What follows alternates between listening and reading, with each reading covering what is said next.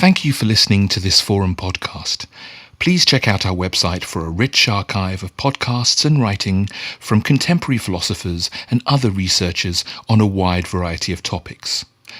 The Forum is an educational charity dedicated to bringing academic philosophy to a broader audience. Please consider donating to us via our Just Giving page, which you can find on our website. Happy listening.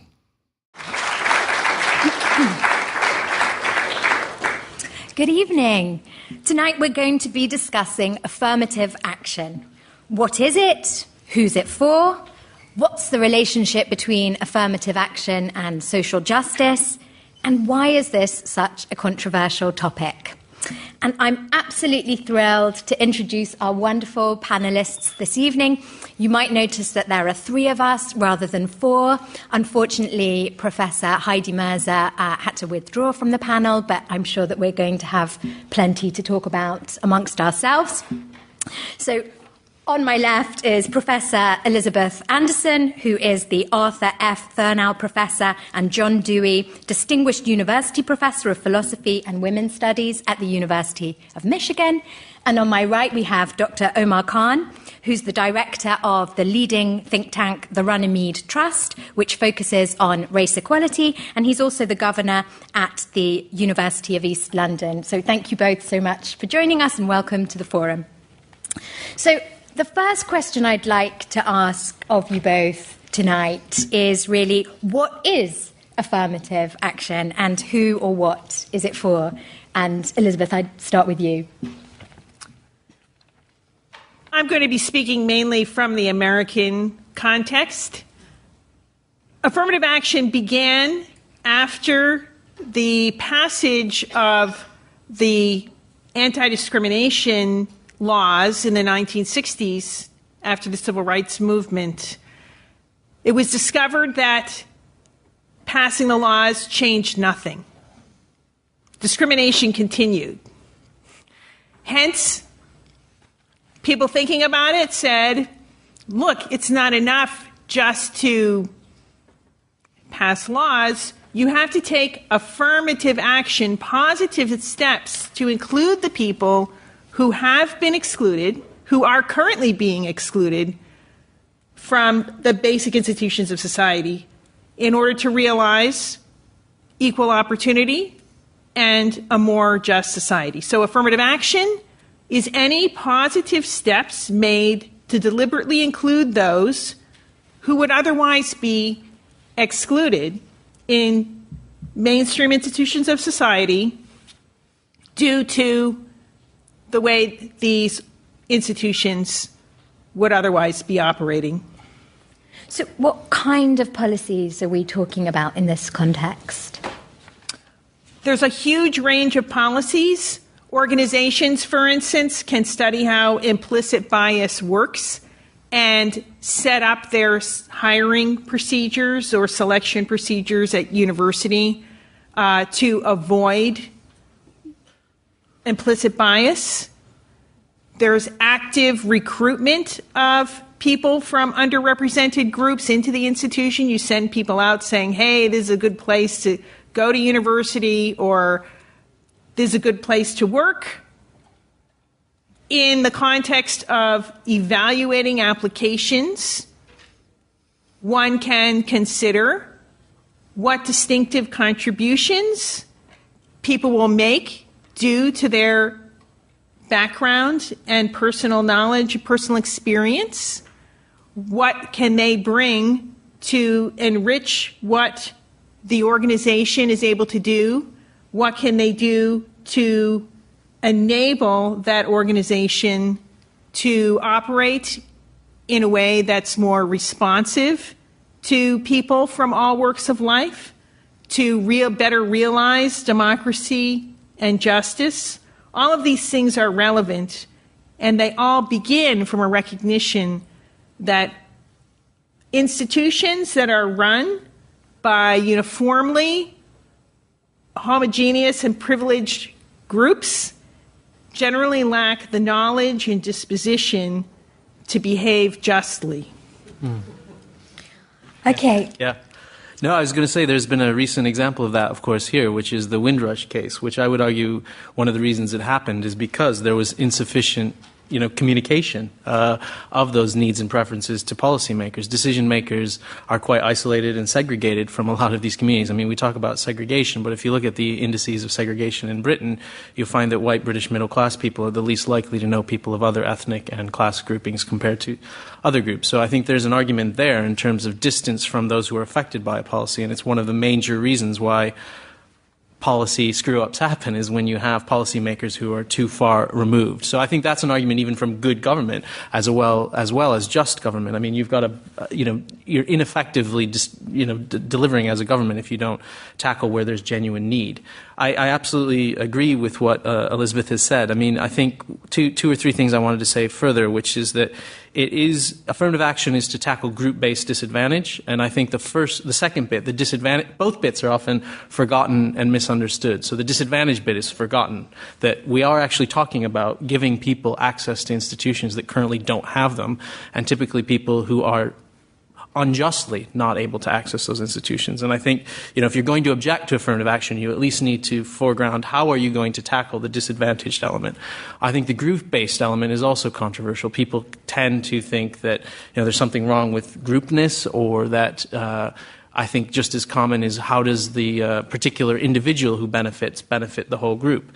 And I think we do have to tell a story as to why it is the case that it's not merely the individual beneficiary of the policy, but rather the entire group, and indeed all of us as society that benefit. So I think we need to articulate more clearly those benefits. So the benefits accrue, of course, to the individual who gets a advantaged chance, because it's not a guarantee, of course, in the United States or anywhere else, an advantaged chance of getting a job.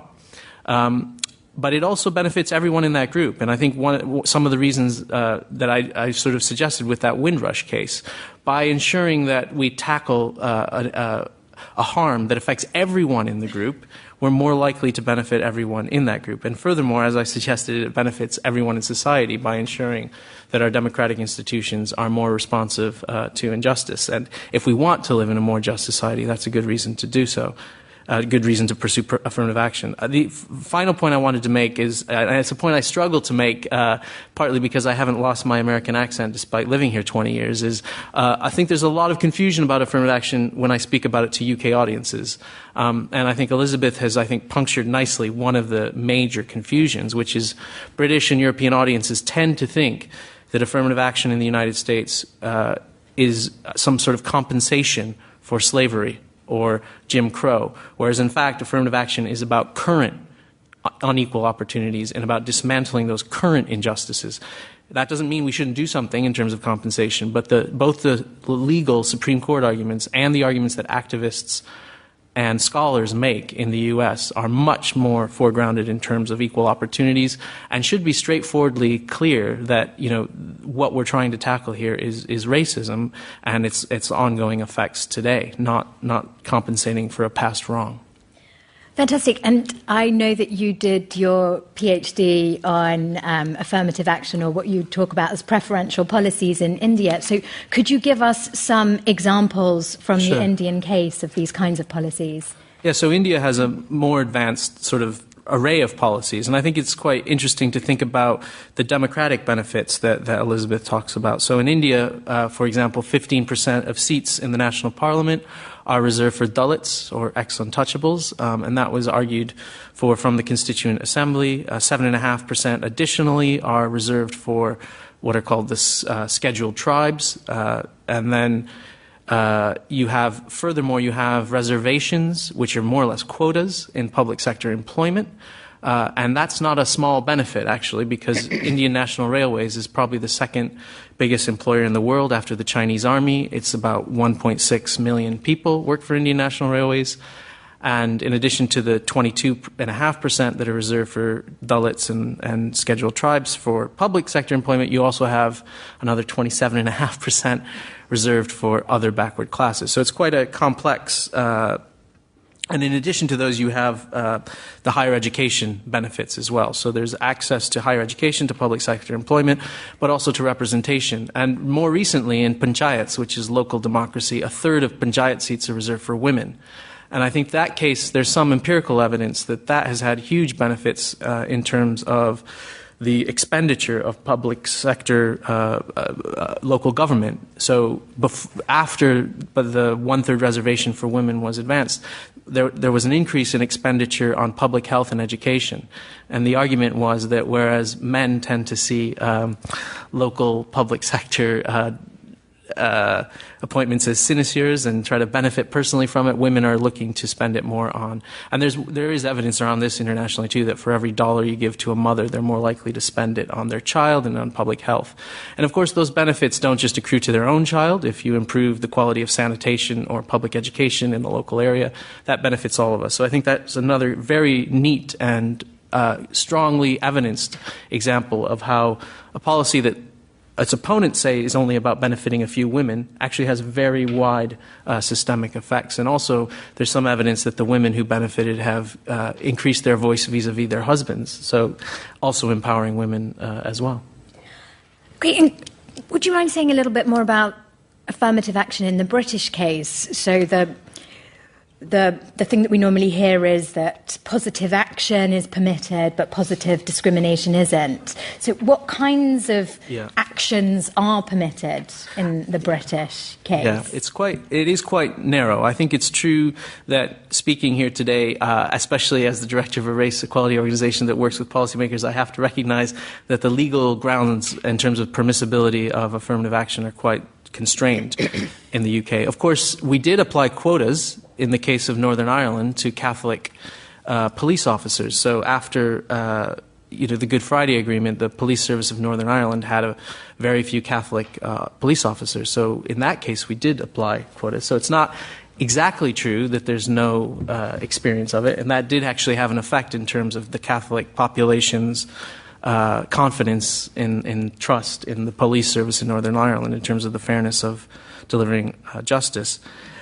Most of the cases in the UK, the employment provisions are very narrow, so tie-breaking scenario.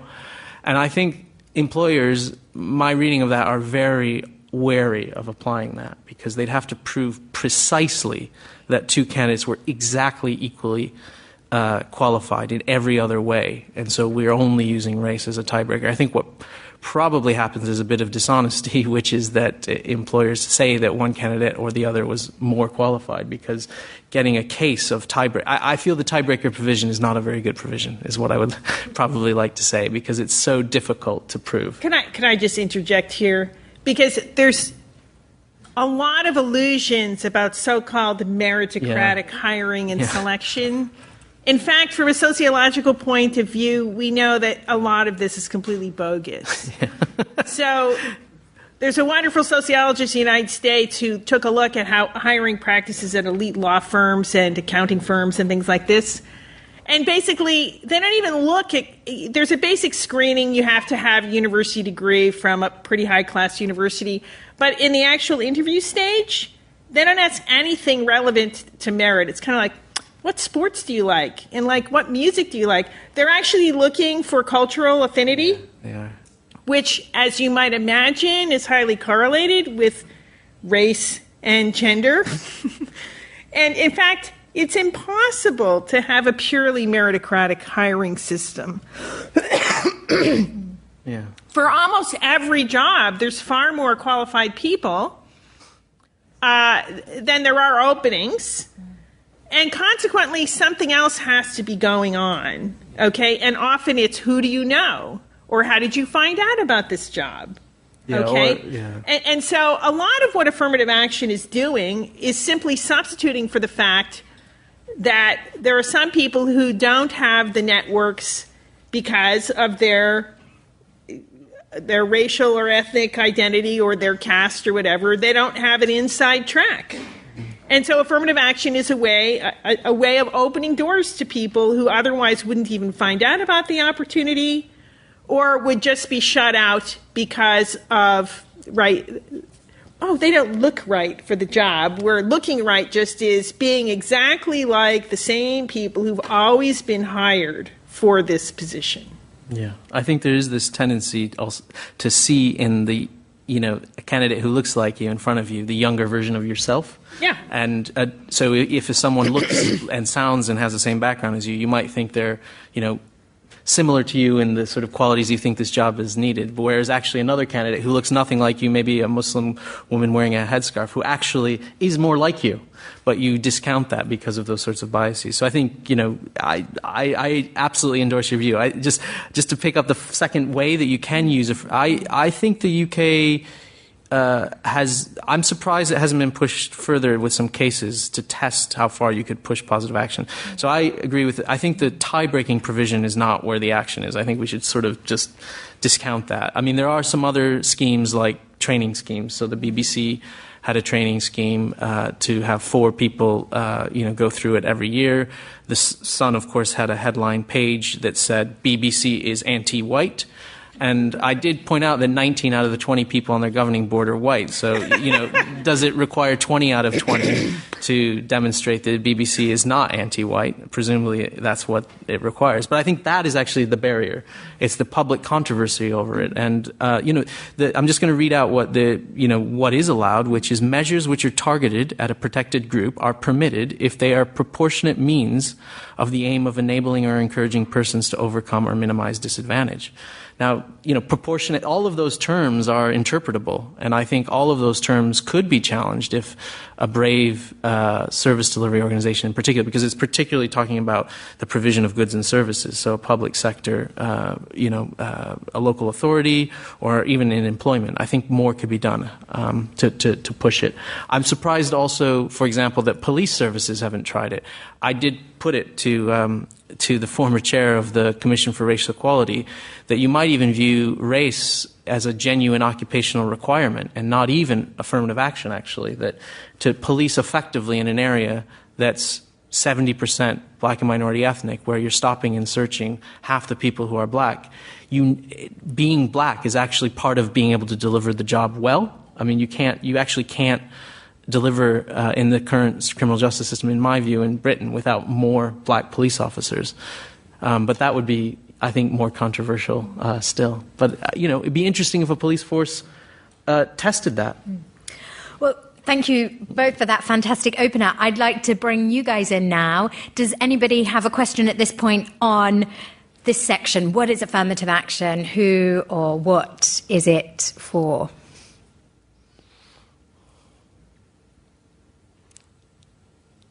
You got 2, that's 3. Yeah. Okay, there's a wandering mic. Yeah. Yeah, I mean, who gets to decide who, the disadvantaged groups are? I mean, I'm a sort of white, heterosexual, cisgendered, middle-class male, right? So it's obvious, I can take it for granted that I'm a sort of highly privileged person. The world is laid out before my feet. And I've had all exactly the same life experiences as every other white, heterosexual, cisgendered, middle-class male. So, of course, I may not have had some disadvantages in my own life, right? I mean, this is what I find amusing. It's like, who gets to decide who the disadvantaged people are? You kind of defining people based on their sort of skin color or their gender, which is actually, I mean, there's huge variability for any given sort of, say, if you take a white male, there could be massive variability in terms of what advantages or disadvantages they may have had in their life. And they may be far greatly disadvantaged compared to some sort of black guy, that they sort of, that lives in the house next door, whatever. And also this whole concept of BAME is a completely deeply flawed concept, because what it creates a false equivalence between different ethnic groups, some of whom are actually doing better now in Britain than white people. So, for example, East Asians and I believe Indians as well are doing sort of quite well. And black people so African people are doing far better now than Afro-Caribbean people. So this kind of false equivalence is created between these groups, and they're kind of set up in opposition to white people, which to me is completely, is just a really sort of bad way of analysing the situation. Okay, thank you. So the whole class thing has been ignored as well. What about working class? The modern left seems to have deserted the working classes. So Sorry, that was a bit of a long Thank question. you. No, that's fantastic. Well, I'm going to take a question from the back as well before we go back to our panellists for an answer. The gentleman right at the back. I was going to make a rather similar point because, I mean, I consider myself egalitarian, but I'm concerned with competition between sort of different groups, comparative victimhood. I worked for a long time with sort of underprivileged working class males, and I have a feeling that sort of over time social mobility as it affects this group has been sort of much reduced. And this may or may not be due to sort of affirmative action as affecting other groups. But to what extent do you think this is a problem, sort of competition between the various deserving groups? Thank you very much. If I may, I'll go to Omar first, because I know that you have something to say about the idea of black and minority ethnic and affirmative action. Sure, yeah. I mean, I think it is a challenge in terms of how you would apply it in Britain. So I do agree that I wouldn't say it's a false equivalence. I mean, it's trying to capture something, and there is still racial disadvantage. So even the groups you talk about, so East Asians or Black African or Indians, all underperform in terms of they're less likely to get a first at university. So they do better at GCSE, it's true, but then they're less likely to get a first or a 2-1. So there's a degree gap, and then they're less likely to have higher wages and have more likely to be unemployed 36 months after graduation. So despite having higher qualifications at school, they end up having worse outcomes in the labor market. And the most plausible explanation is that there's discrimination in the labor market. And the studies that have tried to show this, so you have to send in twice as many CVs if you have a Asian or African sounding surname, have used Chinese and Nigerian surnames as well as sort of West Asian or Indian surnames, and the penalty in the labor market still persists. So I think on evidence, in terms of who gets to decide, I agree. I don't think it should be who gets to decide. I think it should be based on the evidence of which groups are disadvantaged, and that should be how you apply the policy. I absolutely don't think that it should be just some sort of arbitrary decision that we apply the policy randomly to whatever groups exist in society. I said from the outset, it's a group-based disadvantage. So any group that has a disadvantage is a plausible target. And I would include class. I don't have any objection to class-based affirmative action. I mean, I don't understand why that's in competition. I also don't understand how we've written multiple reports on class disadvantage, so I always find it strange when I'm accused of ignoring class. I feel like, the people who are most likely to say that we're ignoring class are those who themselves propose no policies to deal with class disadvantage either. When I'm in debates about these things, they're no more likely to propose anti-poverty strategies than they are to defend affirmative action. But my view on this is that there shouldn't be there will be competition, and there will be, my final view on this, is that there will be competition in the allocation of these jobs and resources, but also that affirmative action is not a cure-all. It's not trying to solve all of society's injustices. And there are other policies, of course, that we should also defend and advance further, including anti-poverty strategies. So I don't see. I see that would be the way to take the sting out of the competition, which is to advance policies across a range of social injustice that we've got. This discussion is about specific disadvantage that people experience in virtue of their ethnic or racial background, and there's no shortage of evidence that persists in Britain today. So I think that's the reason why we should at least consider advancing it further here. Elizabeth. Yeah, so one of the things I want to stress is that affirmative action isn't just about offering benefits to the particular people who get those jobs. It's mostly about improving how organizations work so that they can work more justly and more democratically. And the key thing to understand is that an organization composed of people who are relatively homogeneous, maybe with only token members of systematically disadvantaged groups, is not going to be it's not going to have the knowledge to bring about justice because it's composed of people who are largely ignorant of what's affecting other communities that they don't belong to. And it's also going to lack the disposition to behave justly because, hey, we have it good. and those organizations tend to be unaccountable to the groups who are being affected by those decisions. So the critical thing here is that we don't live in an already just society. We don't live in a perfect meritocracy. Systematic injustice exists. It's embedded in the way organizations work. And the only way to overcome that is to integrate those institutions. And yes, that means class as well. Class is really a profound source of disadvantage, but we also have to recognize that how class works differently depending on one's race and one's gender. So it's a commonplace in American discourse to imagine that, say, African American students, black students admitted to elite schools must all have parents who are doctors and lawyers or whatever. And so the fantasy is these are all hyper-class privileged people who never suffered from discrimination. Well, number one, empirically, that's just false. In fact, about half of the black students at highly selective schools grew up in a neighborhood with gunshots. Okay, there's guns ringing out, and they got to duck. Okay, and they're coming from vast, even if their parents have high incomes, in fact, their neighborhoods are vastly less advantaged than the neighborhoods of their white counterparts. But even leaving that aside, the point is that an institution, an organization that's composed of privileged people, they have no idea what's going on in the rest of the world. Yeah. Okay? How do you bring that knowledge in?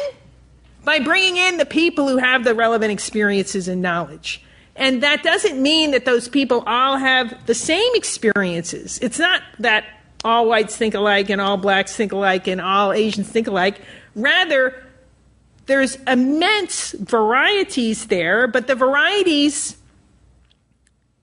among, say, white people, the varieties of knowledge and personal experience and so forth, is different than the varieties of knowledge and circumstance and personal experience of other groups. You need all that knowledge to be incorporated to make organizations effective and responsive to people from all walks of life. There's also evidence from the U.S. that African American beneficiaries of medical school are more likely to practice in poor areas. And so, again, improve the public health and expenditure, improve, that we're not spending money on kind of emergency care that should be, spent more preventatively. And similarly in India, the Dalit beneficiaries in terms of medical school are more likely to practice in those areas. So again, I think not only do they have that knowledge, they use their knowledge, I think, often more to benefit, those groups. Well, I think that leads us on nicely to our next question, which I'll put to you first of all, Omar, and that is, why is this such a controversial topic? Yeah. Well, I've already suggested part of it is the kind of group-based nature of the policy. I think people seem to think somehow that there's something wrong about benefiting people in virtue of the group they belong to. I do think there are challenges where I think in the UK it is more difficult to talk about BME groups than it is in the US when you're talking about African Americans who have a more shared history. But even in the US, and maybe Elizabeth will talk about this, there have been calls that migrants from Africa should not be beneficiaries because they haven't experienced the same kind of racial injustice that those born in the United States do in terms of the long history of enslavement and Jim Crow. So, yes, there is a challenge, I think, around defining the group. And in that sense, gender is easier, but even with gender, obviously, there will be kind of controversial areas of who should or shouldn't get the benefit. I think also a misunderstanding that Elizabeth, I think, has done a very good job of puncturing, which is that it's only about this particular individual. It is about the wider society, about the kinds of organizations, the kinds of democracy we have. And I think that argument hasn't been foregrounded enough. The argument also that empirically it does benefit the whole group, not just the individual member. I think one way to think about the way it benefits the whole group, too, is the way that our personal identity and self-respect is tied to those around us. And so it's quite hard for individuals, I think, to sort of be so heroic in their individualism that they can be satisfied that they're living a good life, even if everybody else but their disadvantaged group doesn't agree. So if you're an African American or a Dalit and your group thinks that what your life is like is valuable, but nobody else in society does, you don't really have the social bases of sort of self-respect. It's very hard. Other people don't affirm that your life is worth living, or that your life is as valuable. And so having those people in public institutions is, I think, also important, because you see that it's not just your group, which is otherwise despised and disadvantaged in society, that values your life and the things that you want to pursue in your life. But by seeing people like that in public institutions, you're kind of the state is affirming that these individuals do indeed have equal citizenship. It's not just a sort of it's not just a value that we affirm kind of abstractly, but one that is real. So I think those sorts of benefits that apply to the group. And I think finally the controversy is the competition. I do think it is a genuine issue. I think you have to think hard about how you apply the policy to ensure that, in my view, all those groups that are most disadvantaged benefit from it, and also tie it to a wider program of combating other forms of social inequality and injustice. I think it would be a mistake to try to oversell the policy too. I think, I'm not standing here and saying affirmative action will by itself solve inequality and social injustice, in Britain or anywhere else. But I think it can contribute towards it along with a platform of other measures. And sometimes I think people don't hear the along with. So I think, there's a variety of reasons why it's been controversial and will remain so. I think it is worth pointing out that, in Britain it's very unpopular. It's been polled, and as few as 8% of the population think it's a good idea, and only about a third of minorities. So obviously, it's not an idea that has much public support. But I suppose in the U.S. too, it has declining public support too because of the political attack on it. I'd like to actually speak to that issue of declining support. Yeah. There's a big structural economic issue I want to get to, but I just want to point out something that's very, very interesting phenomenon in the U.S. context. If you actually ask the organizations practicing affirmative action, they're totally gung-ho for it. And the people are as well, because the experience of working together with more diverse groups is in fact enriching. And people recognize that inside the organization. It's mostly people outside who don't have the relevant experiences who find affirmative action threatening. But my institution, University of Michigan in Ann Arbor, was the focus of the leading Supreme Court case on affirmative action. And it was challenged as unconstitutional under the Equal Protection Clause of the 14th Amendment. And when affirmative action at University of Michigan was challenged, we got amicus briefs. These are briefs by third parties submitted to the Supreme Court from the United States Army saying we need affirmative action from innumerable major corporations. There were hundreds of amicus briefs from the organizations in question because they see that it works and that people can flourish in diverse organizations. So that's one thing. Once you get experience with it, it's a lot better. But now let's take a look at the larger structural issue of political economy. And I want to contrast, think about the Windrush case today. Why were they here? Why did they come over anyways? By invitation. Because they were seen as rebuilding Britain and the British economy in a period of economic growth. You need more people, and promote that economic growth. In a context of economic growth where everyone is sharing in that growth, diversity is seen as a positive good because you need people, right? And Europe is facing this whole problem today with aging population, declining birth rates. Europe could really use people. And they're not, and where are they going to come from? Elsewhere. Okay? The average immigrant to Italy has a higher GDP per person. That is, they're contributing more to the economy than the average Italian. Think about that. But the problem, and why immigrants are seen as a problem now when they weren't in the 3 decades of post-World War II economic growth, when they were warmly welcomed by the millions to be brought back into Europe to rebuild society. The difference today is that we're living in an era of austerity and economic growth that is profoundly not shared. Okay, it's all the benefits are going to the top couple percent, and everyone else is seeing stagnation, austerity. They're not experiencing the benefits. And under those contexts, with rising inequality, politics gets nasty, and it's all about fighting over slices of the pie, which groups get which slices, rather than about growing the pie and shared growth.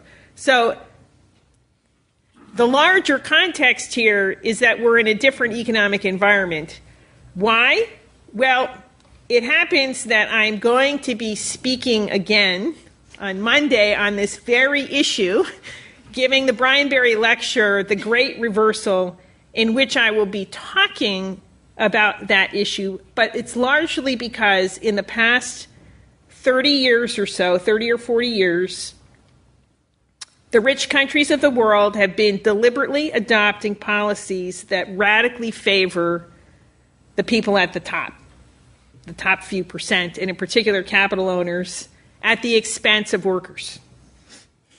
That's the bottom line, and that's why we're in a situation where there's so much discord over racial inclusion. If we had an economy of shared growth and people could recognize the objective reality that bringing in people from diverse places actually creates a more dynamic and prosperous society, then they'd be welcome, as indeed they were welcome in the post-war era.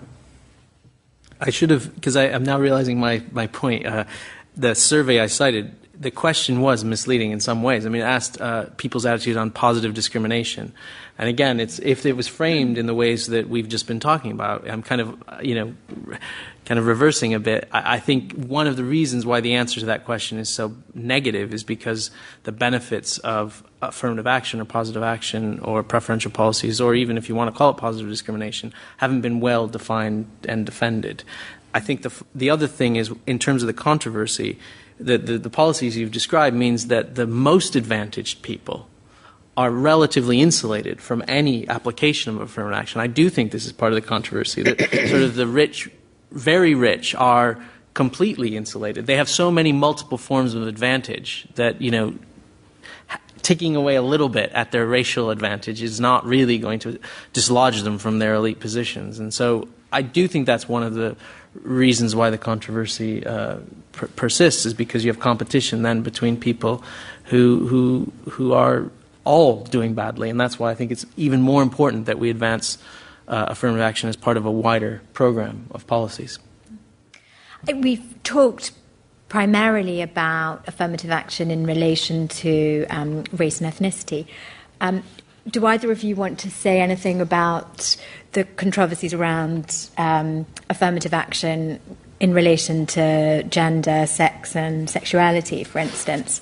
So, maybe all-female shortlists, for example. Why are these so controversial? If we do have as a goal that things like political institutions should be more representative and should look a bit more like the society that they're representing. Why is it that things like all-female shortlists generate such a lot of pushback?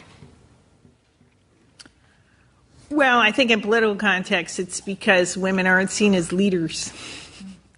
So, but that's precisely why women need to be included in democratic institutions.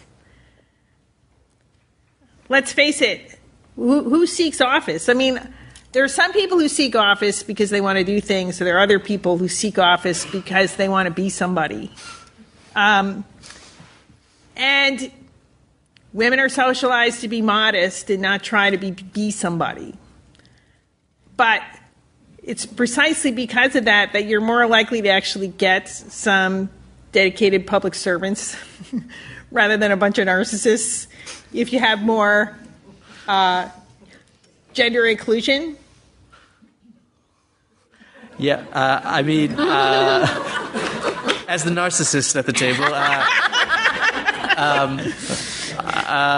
you're right. I think, as I said, in the Indian case, that's proved, I think, quite decisively that public expenditure was more social when you had more women at the local level than you had more men. So obviously, it's not just a hypothesis; it's kind of proven true. I still remain somewhat surprised it's controversial in that the only countries, if you look at all the countries, you look at the list that Pippa Norris keeps of where the most women are in parliaments, every single one of them has some form of, if not all women short lists, what they call a zipper system, where you have to have, in list systems it's easier to achieve. Without those policies, it doesn't seem like men will allow women to have an equal shot at becoming a leader. But when you have those policies, they do. I mean, one of the interesting conversations, I had was with a Norwegian businessman after the application of quotas in Norway. So Norway applied quotas for all their boards that 50% of women. 50% of board members had to be women, and there were challenges of it.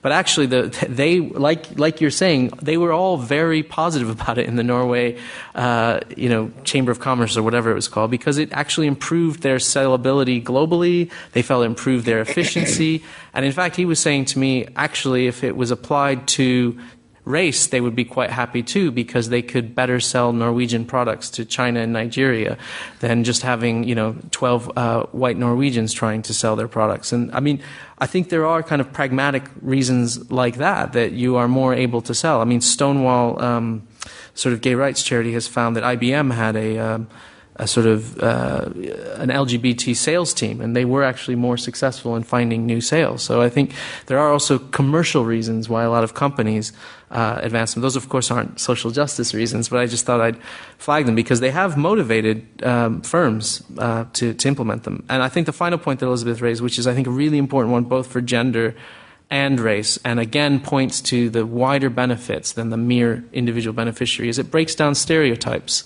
about what people can and can't do.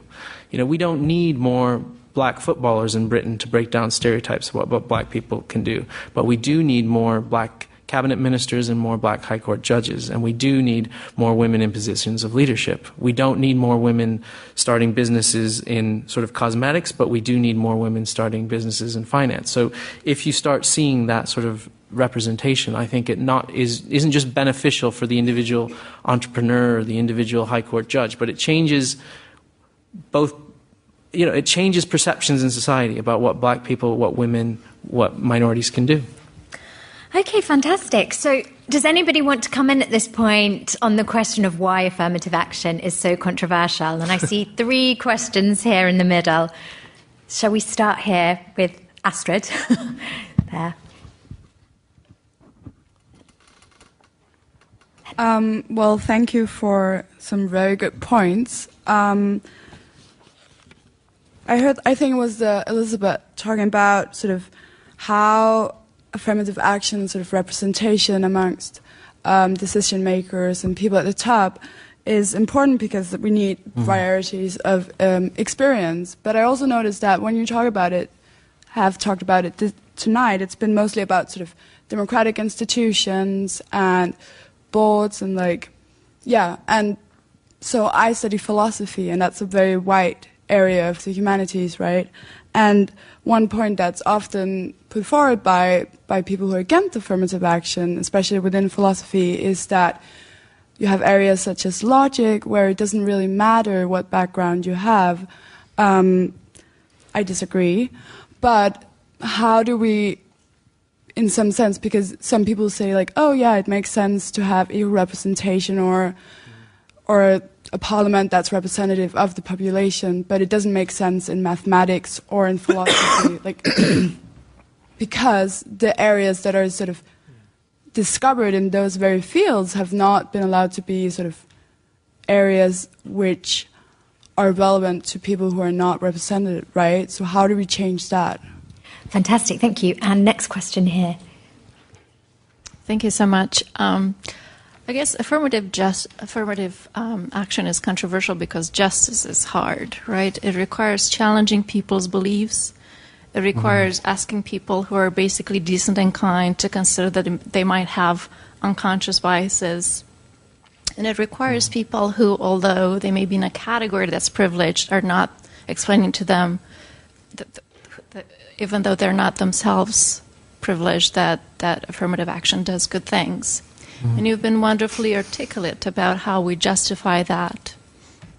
But I wonder if you think there are bad sort of ways to approach a public justification for affirmative action. So how do we basically create more buy-in in the wider society when people have difficulty sort of grappling with sort of seeing their own identity as part of a larger group identity? They may or may not be privileged. Thanks. Thank you. Yeah, great. So I guess I'm specifically interested in the ways in which affirmative action isn't controversial compared to what I would see as measures to extend the benefits of affirmative action. And so I come at this primarily from the perspective of a student. I mean, I graduated last year, but the wound is still fresh. My family's low income was considered when I was admitted to Cambridge. And I was really excited when I got in. And then I got in and I realised as an institution, it was an incredibly hostile environment. And I guess I'm interested in those who are willing to accept the logic of we need to create a more diverse community, we need to rectify past injustice or past disadvantage, but who then aren't willing to actually change the relevant institutions structurally. So for me, affirmative action seems to be not just about fairness in admittance, but fairness in the treatment of those who are admitted once they're there.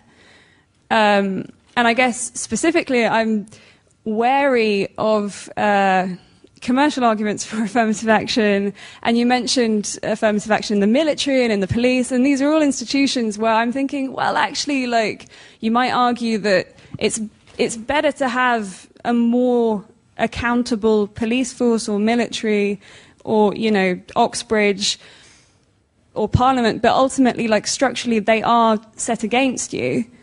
And once you enter into those institutions, you do face a choice of kind of assimilation versus hell. I mean, that's an exaggeration, but like, I would be interested to know what you think about that. Presumably, as people yourselves who have had to make similar choices in your careers.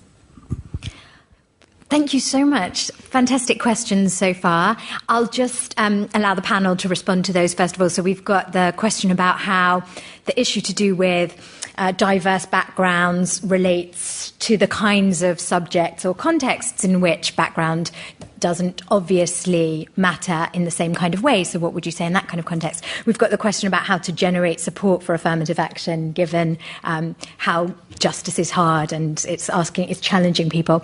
And we've got the question about the need for deeper institutional change. So fantastic. I wanted to put the question, Astrid's first question about things like logic and maths. How does the point about diverse backgrounds speak to that, to Elizabeth? Right. So There are a couple of subjects like mathematics where it doesn't matter whether you're male or female or what have you, right? The theorem is the same. However, there are still stereotypes that need to be broken. About half of American math majors now are women.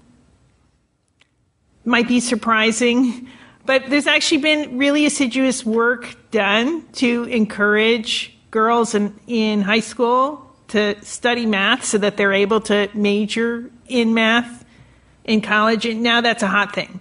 And I think it's really important to break stereotypes, to open doors, and so that young people can imagine themselves into these positions, which before just seemed, well, that's just a boy's thing or whatever.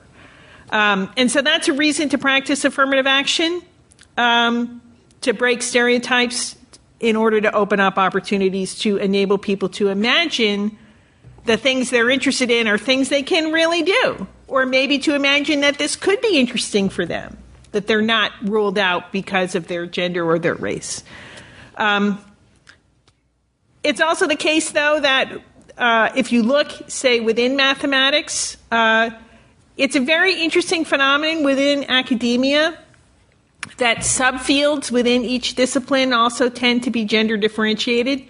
And so women are largely, when they're in math, they disproportionately go into applied math. And so they're working with these really hairball problems, modeling how cancer tumors grow and how medicine could be delivered to kill the cancer cells. I think it's incredibly computationally difficult. It requires supercomputers, this kind of stuff. They're not like doing pure number theory or something. And there's an important researcher at University of Michigan, Jacqueline Eccles, who was investigating this with respect to engineering, where you see also some gender differentiation and different paths for going into it. And what she found was that men their path into engineering tends to be basically through geek culture, working with like cool things, and gaming and things like that. And girls aren't really, that's just not their thing. But she did find that a way to interest girls in a possible career in engineering was to point out that engineering creates all kinds of technologies that are helpful to people, not just fun to play with. And that actually ends up enticing girls to go into engineering. Now, let's think about how engineering then could be transformed when you have different people with different interests in using engineering. Right? Things can happen in terms of the content of what's being done, and those things can be quite interesting and positive. And Omar, what about the question related to the selling of affirmative action, how to generate support for these kinds of policies? I think it is a hard one, yeah. It's a good question. I think it is the trickiest one. I mean, it's what I've been trying to do, obviously not as effectively as I hope tonight, which is, to emphasize the benefits for everyone, that, it's good for us as a society, it's good for, we can grow the pie, it doesn't have to be competitive, that we'll have a better society where there's more by attending to needs that are previously unmet, by getting opportunities and economic growth from people who currently aren't working. So, for example, the employment gap in Britain today is 11%, which means there's 500,000 missing black and minority ethnic workers from the labor market. If the employment rate was the same, that's 500,000 people not working, 500,000 people not being able to provide enough food for their children, not investing in their children. Their children then, 59% of Bangladeshis live in poverty, 49% of black children live in poverty. Those are all social costs that maybe if we could, argue is not just a justice-based reason, but it would make us a better and more efficient society. And if you look forward to 2051, when there'll be nearly, 30% of the population ethnic minorities in Britain, if we don't tackle that employment rate, it'll be 1 million missing workers. And so, Britain won't be able to sustain its place in the G7 GDP league tables if we don't tackle racial inequalities. A recent government report actually suggested that the weekly cost of racial inequality in Britain is it was 385 million a week, which is more than the Brexit bus. So, if we're wondering where we're going to scrape back some of the loss from leaving the European Union, maybe tackling racism is a good place to start. I think also I think you picked up on the point of, and I think we've even heard it in the audience a bit, when people hear about privilege, they tend to think that you're morally blaming them, that they're a bad person. I mean, you even said decent, and I do think that's true. And how we communicate that more effectively, that we're not saying you're a morally bad person, but you are benefiting from a system of injustice. And it's not even that you necessarily created it, but you are, there are people who have forms of disadvantage that you don't have. And it's not saying that you are wrong because you're not necessarily responsible. I think it's particularly hard for people who feel like they are the subject of other forms of social injustice to hear that they benefit from another type of social injustice. But that can be true. It's just a quite hard message to sell. So I would probably dissuade us from trying to morally blame people for their bad behaviors generally in trying to sell policies of social justice. And I think that kind of, though, relates to my final point, which is responding to the question about the way I kind of see that question is a wider one, which is, when I go into organizations, not so much, I mean, it has been Oxbridge, but, that they seem to focus a lot on how do we fix the person so that they can fit into this institution, rather than how do we fix this institution so that all people can feel like they fit here. And I think there is a certain reading of affirmative action that it's like more about fixing the person, because you're only putting a few individuals into the institution, which is otherwise staying the same. I think that's a little bit, I think, unfair on affirmative action. I think the whole hypothesis is that by those people being in those institutions, the institutions will change. Now, obviously, if they're a minority of 5 or 10%, that's more of a struggle. But hopefully it would be more than that. It would be representative of all those disadvantaged groups. And then secondly, as I said, I don't think it's an either or. I don't think affirmative action fixes all of that. I think there needs to be widespread cultural change in most of our elite institutions so that working class voices are heard, that we change our policies and procedures so that voices aren't suppressed. And there's, affirmative action won't fix that by itself. We need many, many more diverse voices on Newsnight. We need many, many more diverse opinion writers. And, I think affirmative action could do something to fix some of that, though. But it won't do it all by itself. Do you want to say anything about this question of one thing to get through the door, but the other thing is, how is the building? Yeah, I agree completely. I think this is super important. So I think we're basically on the same page here. Number one, tokenism doesn't really work. All the research shows that if somebody comes in as a token, they're very vulnerable. Sometimes it could even inflame stereotypes. What you really need is a critical mass of people from underrepresented groups, because affirmative action fundamentally has to be about transformation of organizations and their cultures. And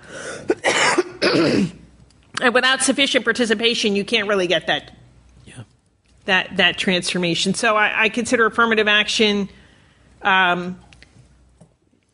necessary, but far from sufficient to move to a better world. Fantastic. So there are going to be more opportunities for questions at the end, but I just wanted to put to the panel a final question. We've touched on this quite a bit already, but if we could get a bit deeper into the issue of the relationship between affirmative action and social justice. I'll start with you, Elizabeth. So I see social justice as inextricable from making a more democratic society, where democracy I'm understanding as people working together on terms of equality to solve the problems that they face together. Well, how is that going to happen without drawing in the full and equal participation of people from all different walks of life? And that's what affirmative action is trying to do, at least to kick that process off. Okay, that was yes. I mean, I agree. I think the democratic arguments are really strong, and the more public the institutions are applied to, obviously, the more straightforward that argument. So I think public institutions in particular should be considering adopting it.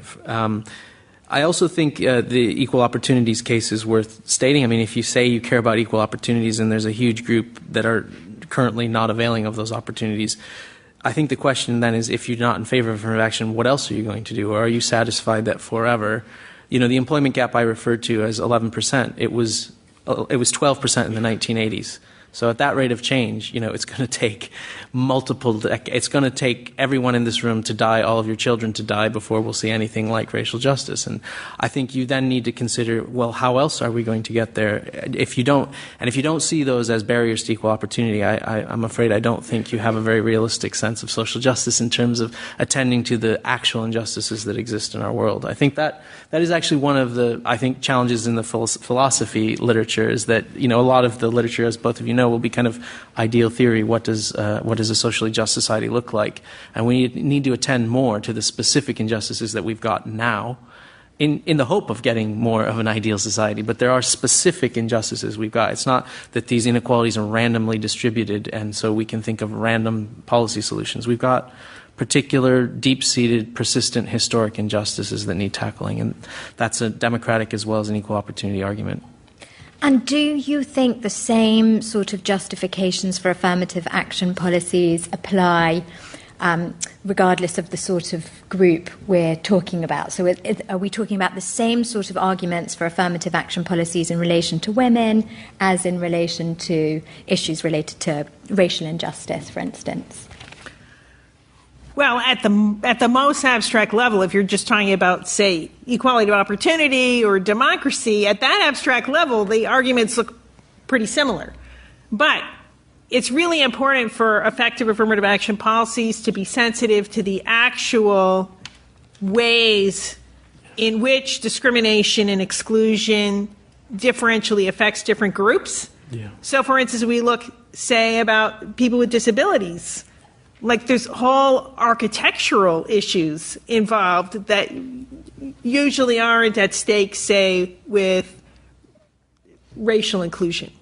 So you do have to look at the details of what are the mechanisms that are excluding people, and focus on addressing those mechanisms. And those mechanisms are often quite different for different groups. Yeah, I think I'll just agree with that. I think, there's an ethnic pay gap and a gender pay gap, and some of the sources that produce those pay gaps are similar, i.e., labor market segmentation, the kinds of jobs people do. But if you look at where the segmentation happens in terms of part-time work, is more of an explanatory factor in the UK, whereas sectoral distribution, i.e., what kinds of sectors of the economy ethnic minorities work in. So they're different. They both suffer from low pay, but the way the low pay is engendered is different. So you'll need different policies to tackle the gender and race pay gaps, even though they both are bad and should be combated. Mm-hmm. Okay, fantastic. So I'm going to open up the floor again to the audience. Any questions you like? We've got one at the front here, and I'll start with you. The microphone will come your way. It's more of a comment. Having worked around affirmative action, worked it in universities, is I think some of the kind of challenges and things that we're talking about, having worked in the sector and promoted things, are, as you were saying, a lot of the focus has been on who are you getting in as students, and then not doing the things about how well they do. Again, one of the challenges is also the outcomes, the business side. So I'm sitting in meetings and you have external bodies coming in and saying, we only want students with a 2-1, and I'm going, well, actually, that's indirect discrimination. And what is my institution that has lots of black students having this? But they just sort of say, well, we get too many people applying. So again, I think the kind of institutional things, I think in terms of, and I was just hearing some colleagues here talk about it, what should curriculum be like? What is it that we're asking? And so again, when I'm seeking to kind of try to change who is employed, there are curriculum issues, but there's also the pipeline. And again, what we never do is say, well, who can actually afford to go? And it was a challenge that I've raised many, many times at many different places is, that if you've got to have a degree and you have to come out of a top university, what we know is the majority of black students, ethnic minority students, do not. And they don't have the finances. And I think this is where we get to the nitty-gritty. And, from my experience also is that people at the top want to do the show. They want to make the minor changes, but they don't really want to look at the institutional practices that actually challenge, and sorry, I'm going to name it, which is white privilege. Because when it comes down to it, and I did a session for the NHS, and I said, I'll do this thing on white privilege. No, we don't want you to do that. So it was about how to do it by saying, actually what I see is black staff aren't valued. And so you have to do it in a different way, which is about trying to change the kind of understanding. But I think, I got my PhD from LSE, but have taught at different places. But when I see all the time about who they're choosing, and they say, hey, we're getting this world-class person, I'm always saying, why are they white men? So I still have a very kind of strong view about, again, when we are looking at educational institutions and elite institutions, who then get there, the whole kind of thing about who is in them, who is identified. So my story is, yes, it's so important and everything, but and the real struggle on all of those things, because it's so fundamentally important for the institutions, but for the wider society. Brilliant, thank you. And there was a question over here, this gentleman. Hello. So I don't understand the end goal of trying to provide an inclusive environment for minorities. I can say this.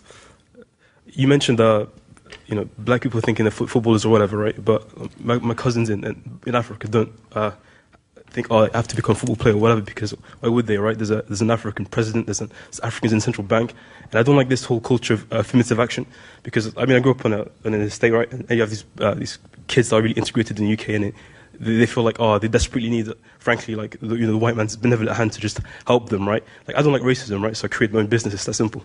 I'm not going to go to an employer and beg, because why would I, right? I don't understand this. I think this provides, because it engenders a culture of dependence, which doesn't benefit. I just don't see how it benefits the minorities. So I'm wondering what the end goal is here. Is it just to create a dependent class of minorities, which is just really a more subtle, less aggressive version of slavery, frankly, and colonization? I don't understand who this benefits really. I just trying to understand the end goal of it, and I don't see how it's. I think it's just malicious to minorities. Okay. Yeah, I just don't see who it's helping. Thank you. Thanks so much. And there was a question here, and then we'll go back to the panel, come back to the audience. Thanks. This gentleman, can you raise your hand? There you go. There.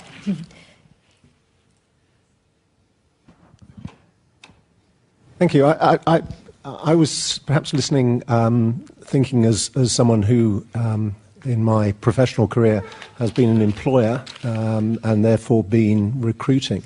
And I must say I don't recognise the picture that you've painted of the institutional elite seeking to maintain the status quo. And in many ways I would have said that, there is a lot of buy-in to the end goal that you've been painting of, a more inclusive society, more inclusive institutions.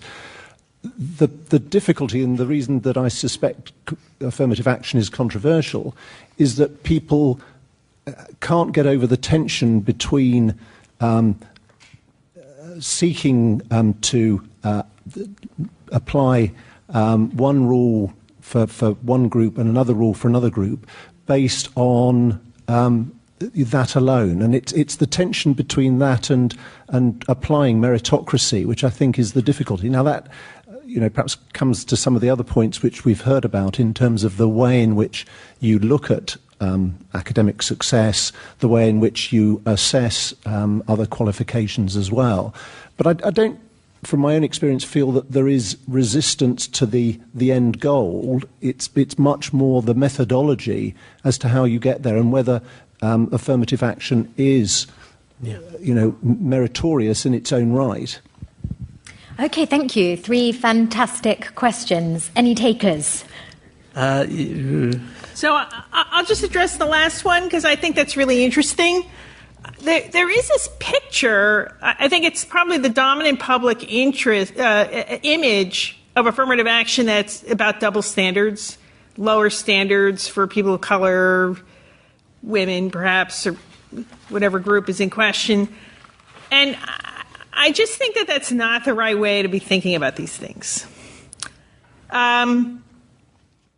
An organization, and I also agree with you that there are many, many organizations that are on board the general idea, but they really have no effective idea how to implement it, and so they think, the way to do this is to have double standards.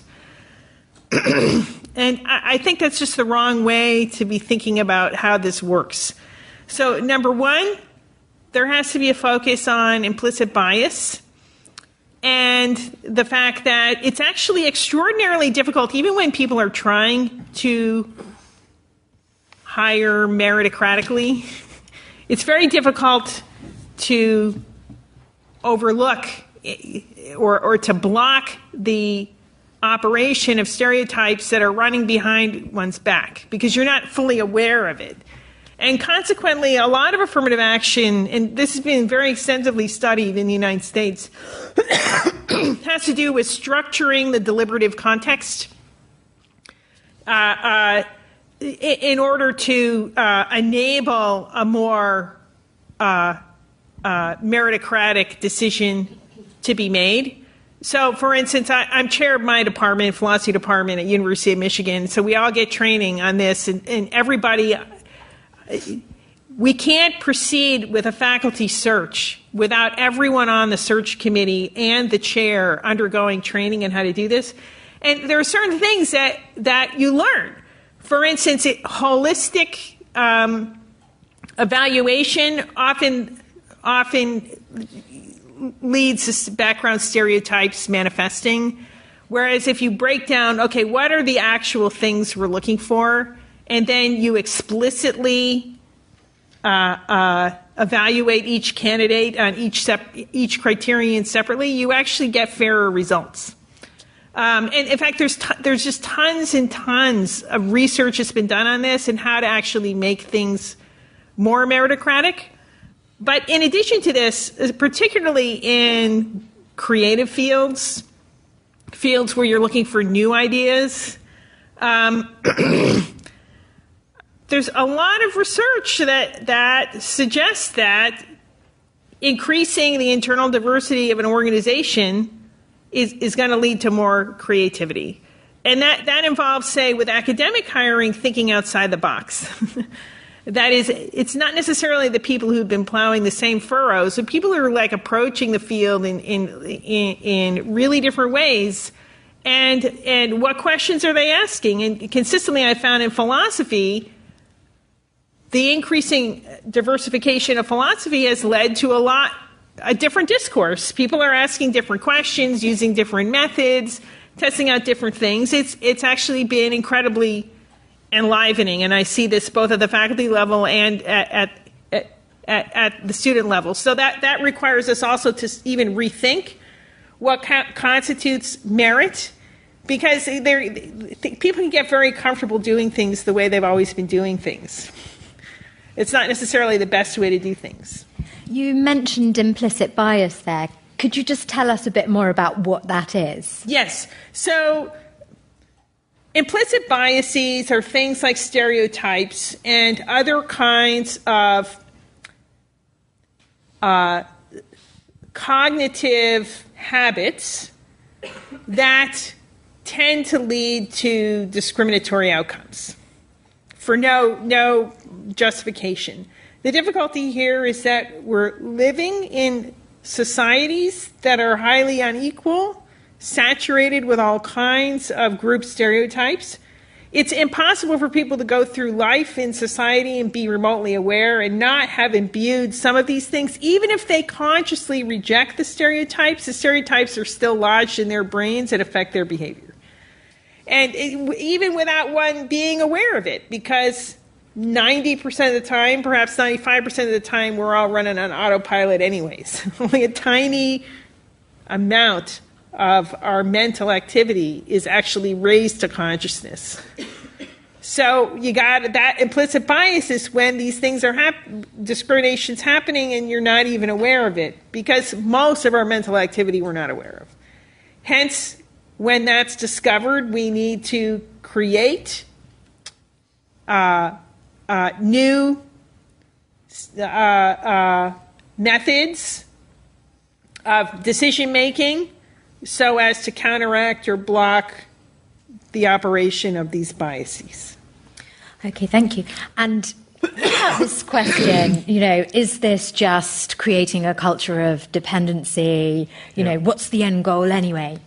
Yeah, I mean, I feel like I was obviously I haven't explained it as well as I was trying. I mean, the end goal is to tackle those unjust disadvantages that flow from group-based belonging, and I wasn't implying that, in fact, that black people have stereotypes about football. I was implying what white people think that black people can do, and that what are the reasons that we need more black people in positions of power and influence and decision making is to tackle those stereotypes about what they can do. And I've highlighted lots of sort of statistics about why we're currently very far away from that society.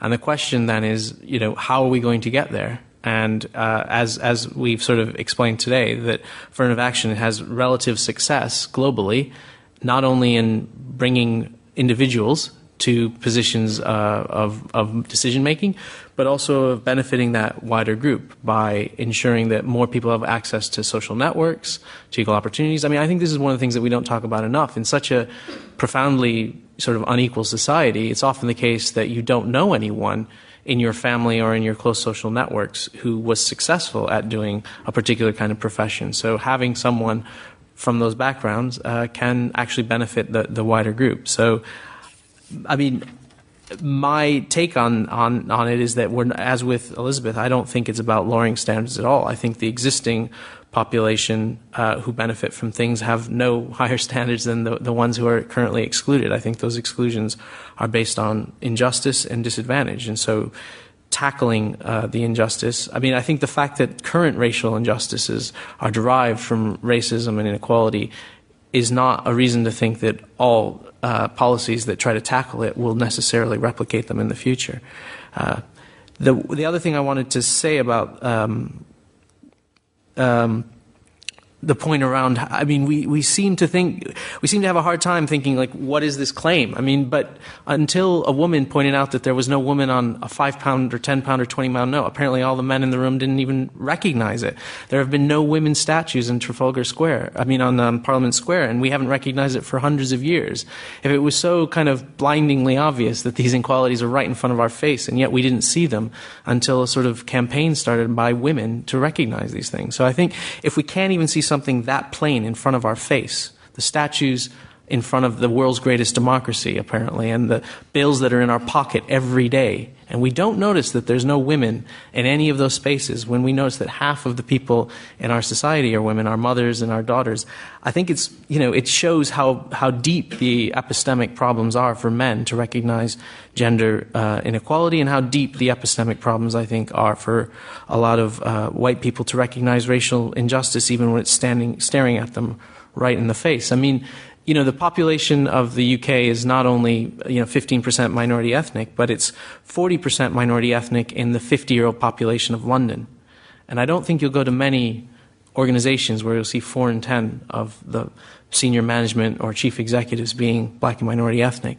It's true that there's a more diverse younger population, but 20% of the population of people in their 30s are BME in Britain. And, it's not just an issue for 18 to 24-year-olds. And when I say that these things to most firms, it's news to them. They didn't realize that the problem is that extensive. When we talk about universities as well, they recognize that their new hires are not diverse enough, but they don't realize how profound the lack of representation is amongst people in their 40s and 50s, which is actually much more diverse than most people in Britain realize. And again, it's a sort of fact that should be just staring in our face.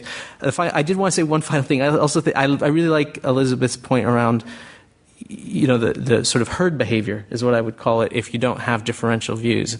And this was an argument that I think a lot of banks picked up after the financial crisis, which is it's great to have lots of people who think the same if the herd's going in the right direction. But if there's a cliff up ahead and nobody's sort of sticking out their hand and saying, wait a minute, is this really the right way to go?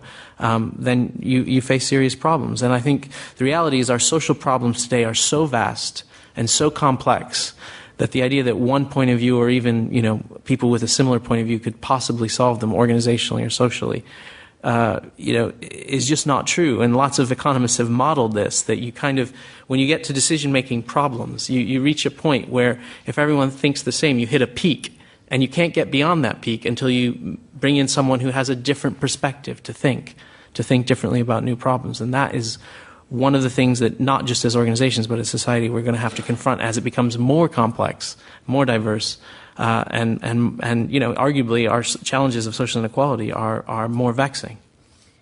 Well, we've got 5 minutes left. I'd love to take a few more questions and we'll see if the panel has a chance to answer them. So we've got one question at the end here and one at the back there and one over here. So we'll start there.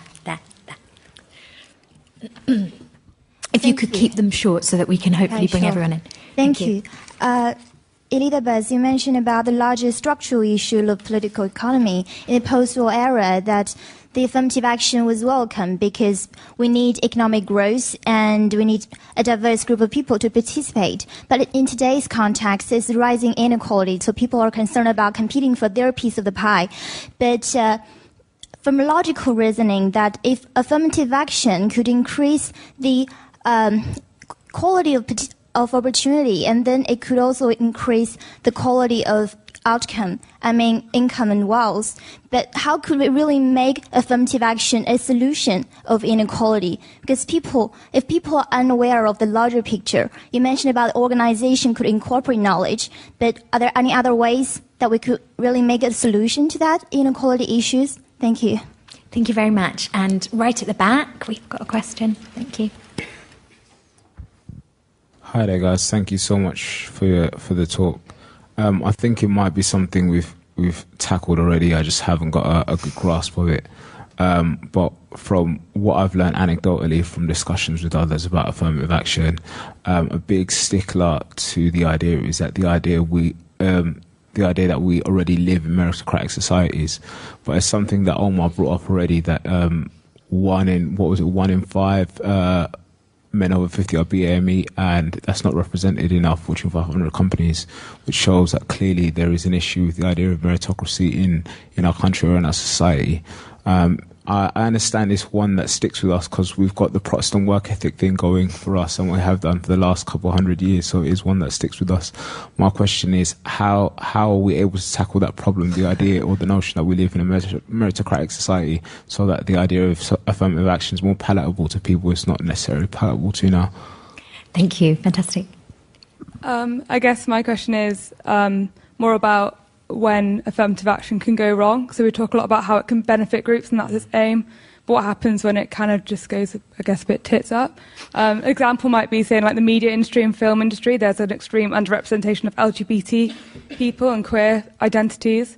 And what's happened is say, like, with the increase of, say, like so you might call it like a tokenized LGBT representation, say, like, of a queer person, that can have like adverse effects not only on like within the LGBT community but on opinions of others of the LGBT community, and can have like adverse effects like on asylum seekers, homosexual asylum seekers, who are then seen as like not fitting that stereotype of being gay. So I guess my question is, like, when can affirmative action go wrong and why does it go wrong? Fantastic, thank you. So back to our panel for some final thoughts and hopefully a response to these fantastic questions. Yeah, I think that is I think the sort of objection to affirmative action, that it sort of will make people think they've got jobs for the wrong reasons is also similar. And, there is some data on this that's not true. Like most people, when they're in these environments, realize that a lot of the advantaged people are sort of less hot than they think they are. And that actually I'm pretty good. And now that I'm seeing that all these people have kind of wrongly benefited. So there's a study by two former presidents of Harvard and Princeton that found that African Americans who benefit. But I think that sort of speaks to the sort of self-regarding sense of respect that I have and confidence in my own abilities. But I think there is a challenge, which also speaks to the challenge of how we sell it, of other regarding respect. So how do other people perceive, my position or my place? And I think there can be a challenge for affirmative action if it's not sold well, to sort of explain that that people who have got it not because they aren't good enough. And that's one of the reasons why I think those arguments really need to be combated at the beginning. And it speaks to, I think, that that is one of the most profound problems, is we have a belief that you've articulated, that we already live in a meritocratic society, so we're diverging from justice. So however unjust whatever racial inequality or sexism is in society, there's at least somehow a bit of decision making that's insulated from all that, and that is just, and that is meritocratic. And I think we have to tackle that by highlighting the wider social injustices and getting people to understand that they persist. I think the problem with that, and I say this as someone who is the director of a think tank that has existed for 50 years this year, publishing lots of reports on statistics, is it's quite clear to me that stats by themselves don't convince people. So it's about how you nest that stat within a narrative that explains that an inequality isn't just some sort of random occurrence, but is, produced by unfair, unjust actions and structures. But I think we still have some way to go to translate that kind of language to a wider public for them to understand it. I think with Windrush there was a cut through because the unfairness was so clear. And so maybe we need to learn more of where the public have understood that a structural injustice affects individuals and what it means to say something's a structural injustice. Because I think in philosophy and sociology and in seminar rooms like this, we talk a lot about these issues, but the wider public just doesn't really understand what it is that we're talking about. And I think that we can complain about that, but that is a spur for us to try to explain it better as well. I don't think we should just be like, the public need to be educated better. We need to do a better job of communicating. Thank you. We're almost out of time, but over to Elizabeth for a final few words. So I wanted to address the question about the larger political economy and the context in which affirmative action is placed. Look, affirmative action can't solve all problems of inequality. It's just one piece of a much, much bigger puzzle. And I also just wanted to address the question about arguments. Most people aren't convinced by arguments, but they are convinced by experience. Yeah. And so one of the things that happens when people participate in institutions that are more diverse is they start appreciating diversity. And we have very strong empirical evidence in the United States. Students who attend more richly integrated schools lead more integrated lives. They choose to because they have a positive experience. Well, all that's left now is to thank our wonderful panelists and thank you for coming. I don't know if we've sold the idea of affirmative action to you, but I think we have definitely sold the forum's mission of doing philosophy together in public. So thank you all very much.